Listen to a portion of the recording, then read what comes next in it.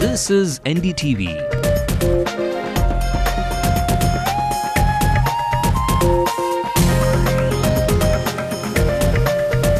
And you're watching NDTV Hindu.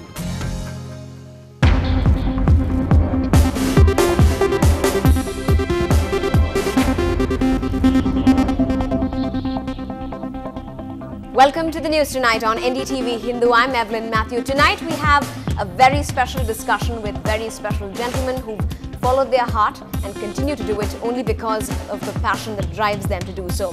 They are sportsmen who've carried our Indian flag, but what they haven't got back is that really the tournaments and the many problems related to the game of hockey. They've gone in diving and with all of their flicks, but what they've got back is pretty much zilch.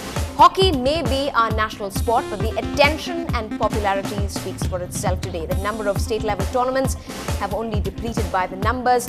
But what will it really take for hockey to come under the nation's limelight once again and to be revived back to its past glory? Former coach and national player of the Indian hockey team, Bhaskaran, Mr. Rehan, former hockey player again from the Indian team, and Raja, a player for the state of Tamil Nadu, now joins me. All of them join me on tonight's discussion. Before we turn the floodlights on this discussion and begin tonight in all good spirit, the headlines at 9 p.m.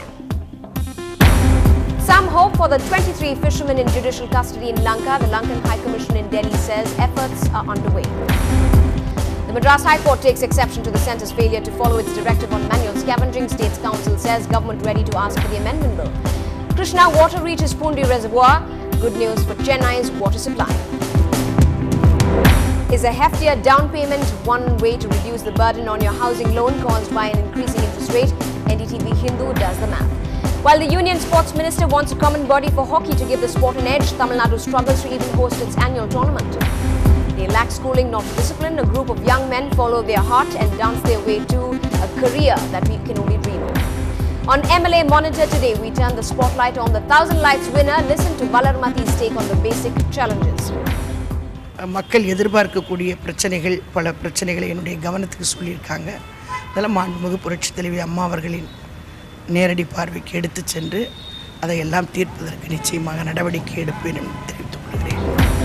And guess what's on the 70mm this Friday? Siddharth and Munna Bhai stir up entertainment while Cars 2 give the others a race for their money. Let's also take you through the rest of the day's news nationally. MV Suez reaches Karachi after a long wait for families of the 6 Indian sailors. The Indo-Pak Foreign Secretary level talks kick off at Islamabad. No big ticket announcements yet. Man charged with plotting the murder of 2 chief medical officers in Uttar Pradesh is found hanging in the Lucknow jail. Will India get a strong Lokpal? Has it got lost in a 3-way divide between the government and 2 civil society groups? As the bugging controversy surrounding Pranab Mukherjee refuses to die down, NDTV looks at how easy it is to keep a tab on people and get the real reason as to why Imran Khan's camping in Delhi this season. Our top story at this hour and what's likely to come is a major relief. The 23 Tamil fishermen held in Sri Lanka may soon be home. Official sources in the Sri Lankan High Commission Delhi say that talks are underway for their early release. The 23 fishermen and their 5 boats were seized by the Lankan Navy more than 3 days ago and sent to judicial custody in that country until the 1st of July. The community in Rameshwaram had stayed away from fishing as mark of protest, but now that strike has been withdrawn. They are expected to go out in their boats from Saturday on. Earlier, politicians had raised their voices, including the Chief Minister, asking the Prime Minister to intervene and find a permanent solution to this issue. But Ms. Jayalalitha had also sought the retrieval of Kachatheva that was ceded to Lanka during her recent Delhi visit. The 23 fishermen, along with their 5 boats, were captured by the Sri Lankan Navy for allegedly straying into Lankan waters. Now, the MDMK's General Secretary has been on a drive asking people to join hands and empathize with victims of torture, calling Chennaiites to come together for a candlelight vigil at the Marina Beach this Saturday, the International Day in support of victims of torture. In a statement, Mr. Vaiko has said that there should be growing support for the vigil call given by the May 17th movement in support of the Sri Lankan Tamils killed in war, as well as the Tamil fishermen facing torture at the hands of the Sri Lankan Navy. He added that this was a way of paying their respects. Moving on, manual scavenging, an act that stands as a symbol of denial of basic human rights, continues to be in practice here in Tamil Nadu despite court directives. Today, the Madras High Court strongly condemned the central government for not acting on its directions in the manual scavenging case for the last 6 months. The first bench said that hereon it will be constrained to summon top officials from the union government if there was no response.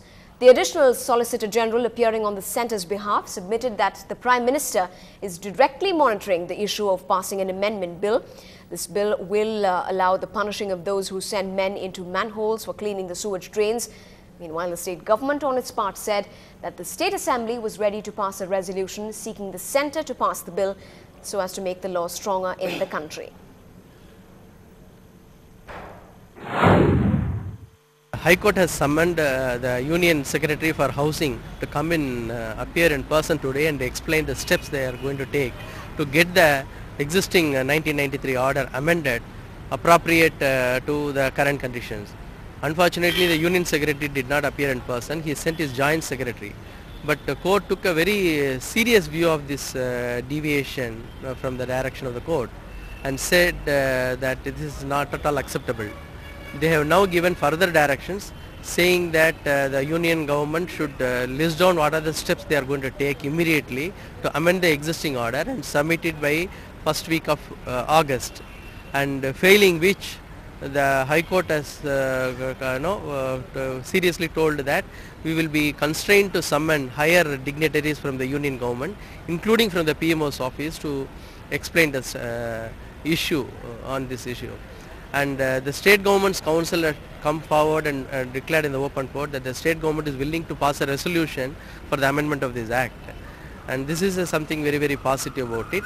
And if we have one or two more states also passing a resolution, we can definitely have a new act enacted in the current coming monsoon session in August itself.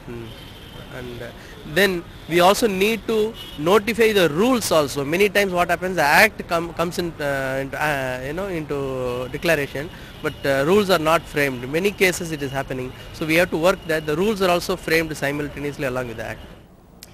Moving on, there's now some closure in the direction of justice for the victims of the Vachati rape case. Today, the Madras High Court asked each of the 7 accused to pay up a sum of 10,000 rupees to a city school for children with hearing disabilities.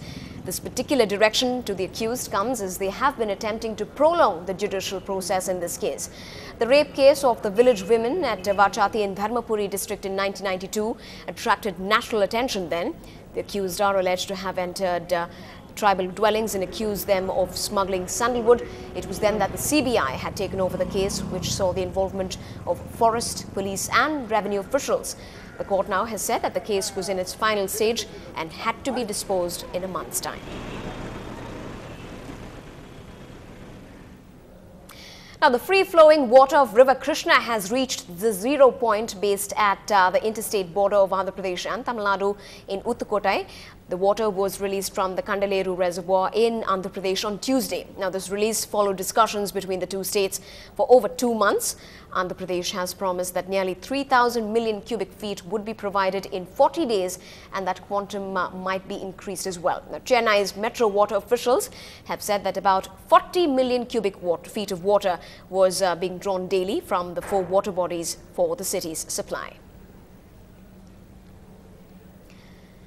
When we come back on the news tonight, hockey may have had the Chak De cheer on screen, but off screen and on the ground, all is not well. A special discussion coming your way.